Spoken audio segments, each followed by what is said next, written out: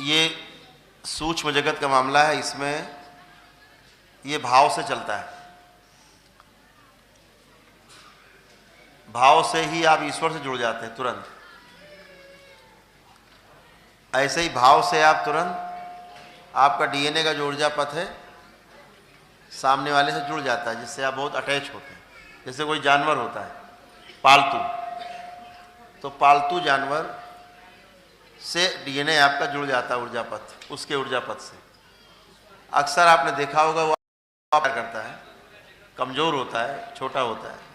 मेरे यहाँ भी है कुत्ता, बहुत कोमल हृदय होती है, जो दिल से जुड़ता है, उसकी मृत्यु हो जाती है। जब कोई तांत्रिक प्रयोग होते हैं तो किसी गाय की, पालतू कुत्ते की, पालतू तोते की, बिल्ली की, इस तरह की पशु पक्षी की मृत्यु हो जाती है।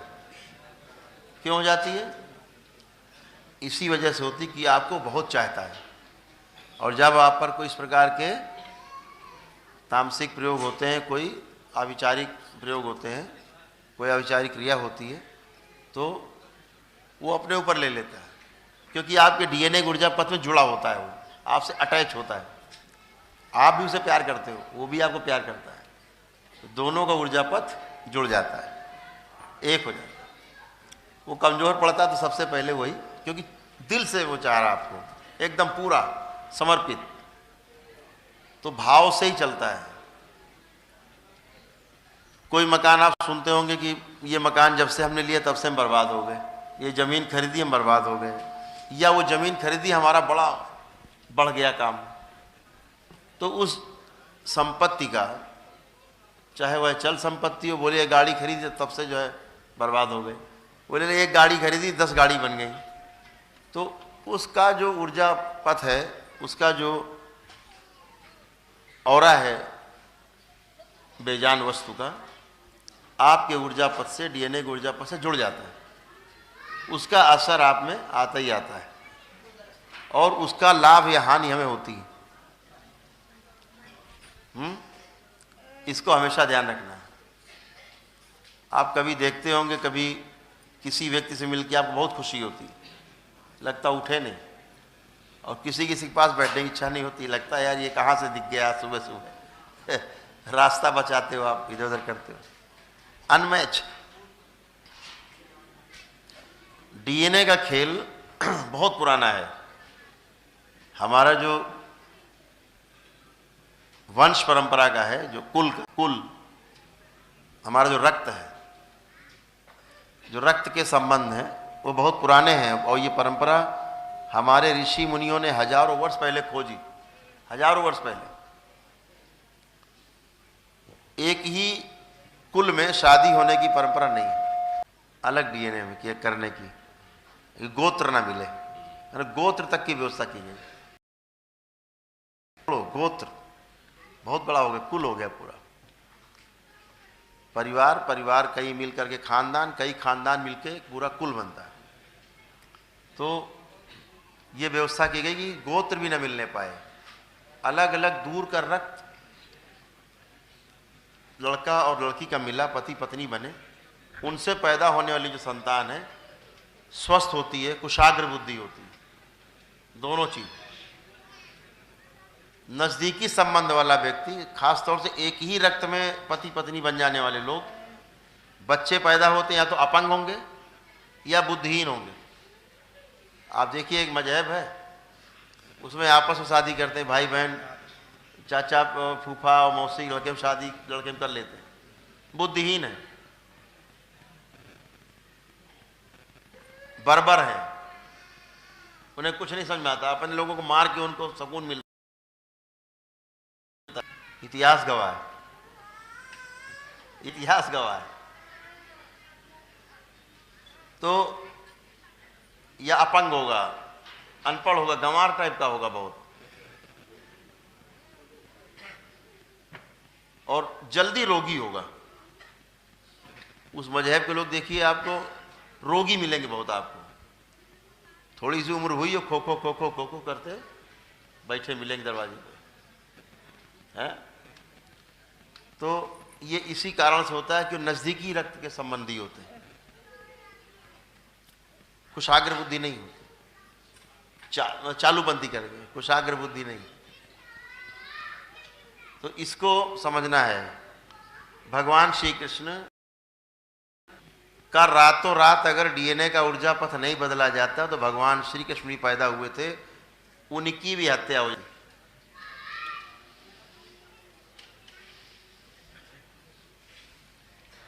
तो वसुदेव जी ने रातों रात पैदा हुए भगवान श्री कृष्ण और नंदगांव डीएनए का ऊर्जा पथ बदल दिया, जसोदा मैया का दूध पिया भगवान श्री कृष्ण, डीएनए का ऊर्जा पथ बदल गया, उधर का इधर, इधर का उधर। अगर वो डीएनए का ऊर्जा पथ नहीं बदला जाता तो भगवान श्री कृष्ण नहीं होते, हम लोग बीच में हत्या होती। उस डीएनए में जो श्राप था वो पूरा हो जाता। अभी एक बहुत बड़ी समस्या है धरती के ऊपर मानव जाति में। आप लोगों ने सुना होगा, कहानी में सुना होगा आप लोगों ने, तो खैर हम भी इसको पहले कोरी गप मानते थे। विज्ञान के विद्यार्थी रहे इसलिए बुद्धि ज़्यादा लगाते थे। ऐसा मानते थे कि हम विज्ञान के विद्यार्थी हैं, हमसे बड़ा कोई बुद्धिमान है नहीं, ये बेवकूफ़ हैं जो ये किताब लिख के रखे गए हैं, पुराण शास्त्र वेद उपनिषद श्रीमद् भागवत गीता रामचरितमानस, ये सब बकवास है ना, बकवास। ये खाने पीने का जुगाड़ है, ऐसा मन में आता था, गंदा संदा विचार आता था। विज्ञान का विद्यार्थी कुंठित हो जाता है, काफी कुंठित होता है विज्ञान का विद्यार्थी।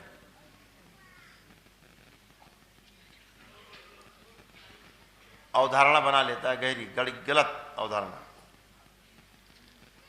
बिना परीक्षण किए अवधारणा गलत बनाता है।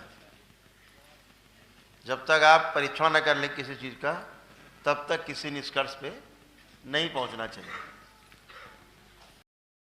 हमने ही बना लिया कि ये सब गपोरपंथी है। ये श्राप सुना होगा ना, ऋषि ने श्राप दे दिया, किसी महिला ने श्राप दे दिया, किसी संत ने श्राप दे दिया, तो ऐसा हो गया। देखते हैं, एकदम सत्य,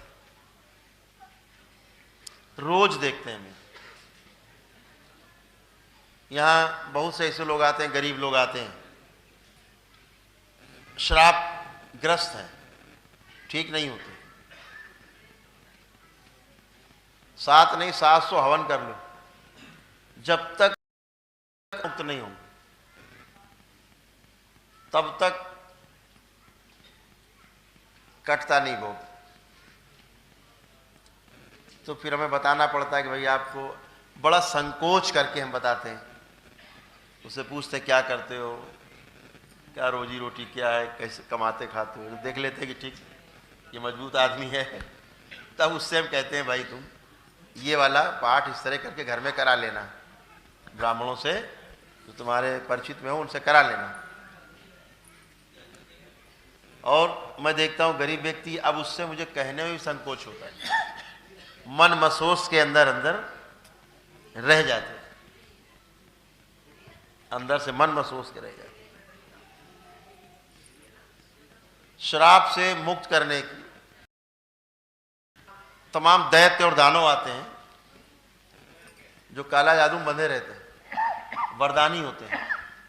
वरदान वो जिस कुल के होते हैं उस कुल में कोई वरदान होता है, आप उन्हें मार नहीं सकते। अब उनका वरदान भी छीनना है, तब उनकी वो शक्ति वापस होगी, नहीं बनी रहेगी। तरह तरह के वरदान है, तपस्या से प्राप्त होते हैं। दैत्य का मतलब इतना है, शक्ति का दुरुपयोग कर रहा है वो व्यक्ति, इतनी बात है। दानव दैत्य ताकतवर है। तो मैं यहाँ पर एक बहन जी बैठी रहती हैं अक्सर, शायद आज हैं नहीं, अपनी बेटी के साथ।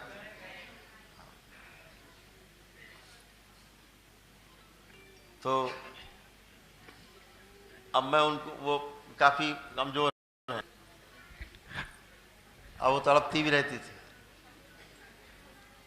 आराम भी हुआ, लेकिन हम देख रहे हैं कि श्राप है। श्राप कहाँ है?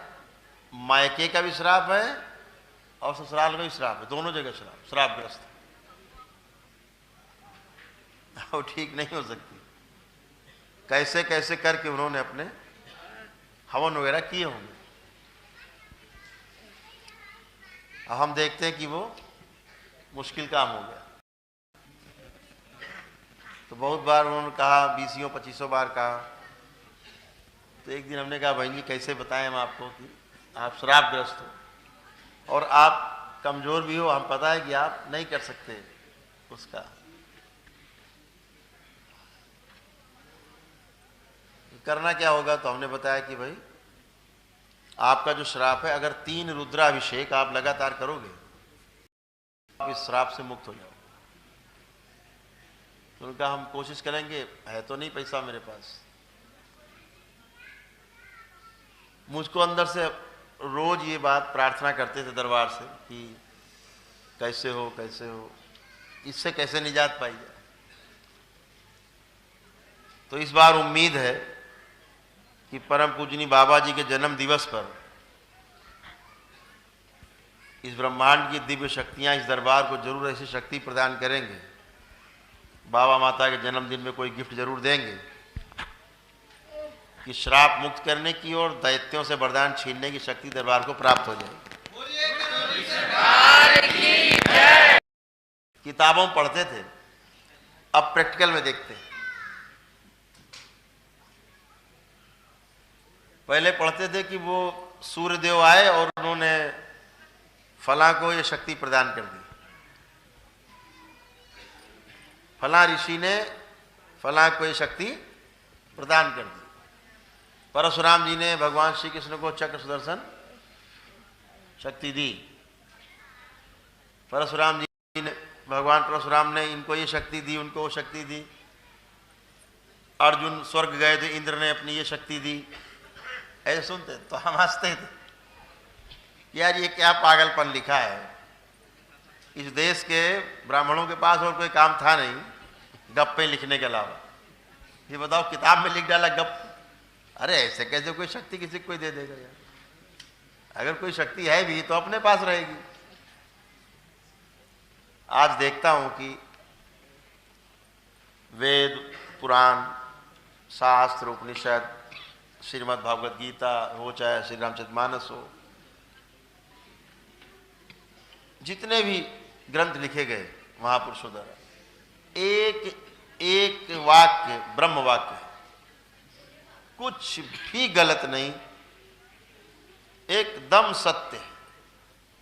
आप देखते हैं, हमने कोई इस तरह की कोई साधना, कोई तपस्या नहीं की, केवल गुरु कृपा है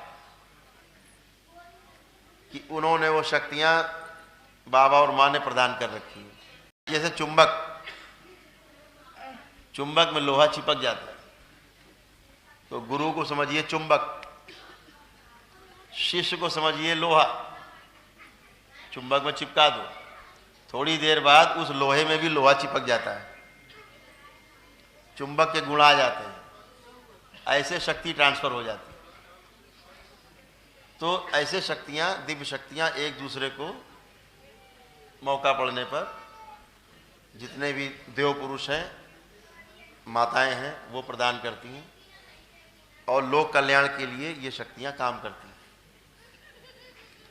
आप देखते हो, आपके दरबार में जो होता है वो धरती पे कहीं नहीं होता और खुलेआम होता है, मंच पे होता है। व्यवस्था है, जो ऊर्जा पथ है वो बहुत महत्वपूर्ण है। तो जब भी आप भाव से संलग्न होते हैं किसी से भी, वो सीधे आपसे जुड़ जाता है।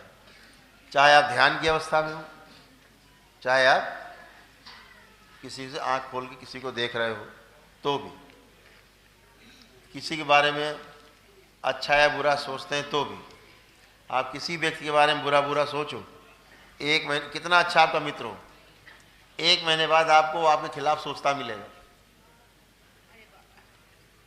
और किसी दुश्मन के बारे में 1 महीना लगातार अच्छा अच्छा सोचो दिन भर, 1 महीना बाद जब मिलेगा तो आपको नमस्कार। इतना ऊर्जा पथ जो है वो जुड़े हुए हैं। आप सोचते हो जुड़ गए टक से।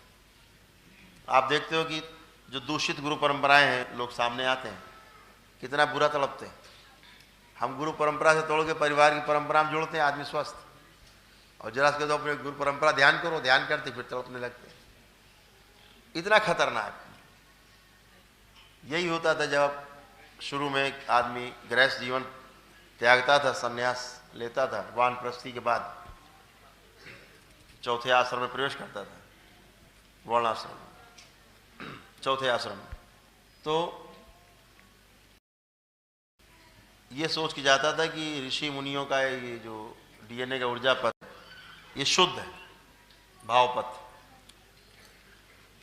तो गुरु क्या करता था, उसको उसके परिवार के डीएनए के ऊर्जा पथ से तोड़ता था, अपने में लाता था, नया जन्म देता था, नया नाम देता था। उसका ऊर्जा पथ जो कि ध्यान का था, शांति का था, उसमें जुड़ने के बाद वो शांति महसूस करता था। इसलिए लोग परिवार छोड़ के, गृहस्थी खड़बड़ छोड़ के, अरे सब बवाल छोड़ो, शांति भी उसमें जाता था। आज गुरु परंपराएं ज़्यादा दूषित हो गई परिवार से। परिवार फिर भी ठीक है, परिवार चाहे 4, 6, 10 लोगों में चल जाएगा काम। गुरु परंपरा में हजारों लोग, पता नहीं कौन क्या कर रहा, भगवान ही मालिक। समझ रहे हैं? और तो और छोड़ो, पता नहीं गुरु ही क्या कर रहा है, वो और संकट। ये एक ऐसी व्यवस्था है, जब आप सोचते हो तो आप जुड़ जाते हो, पर प्रार्थना करते हो, किसी के लिए संकल्प करते हो, जुड़ जाते हो। आप कोई प्रार्थना मुझे ध्यान करके करो, चाहे बाबा को ध्यान करके करो, चाहे माँ को ध्यान करके करो, भोलेनाथ को ध्यान करके करो, चाहे माता कामाख्या करो, दरबार को करो, आप दरबार से जुड़ जाते हो और तुरंत ही दरबार की ऊर्जा आपको मिलती है, सेकेंडों में। आप बहुत लोगों ने महसूस किया होगा घरों में कि कोई संकट हुआ, आपने तुरंत बाबा को याद किया, आप तुरंत कनेक्ट होते हो सेकेंड में, और यहाँ की ऊर्जा बहने लगती है और सामने वाले की कुटाई चालू हो जाती है। अर्जेंट हाथ हाथ बन जाएंगे, कुटाई चालू हो जाए, तो ये आपको तुरंत दिखता है। तो यही प्रमाण है इसका कि आप सेकंड में कनेक्ट हो जाते हो।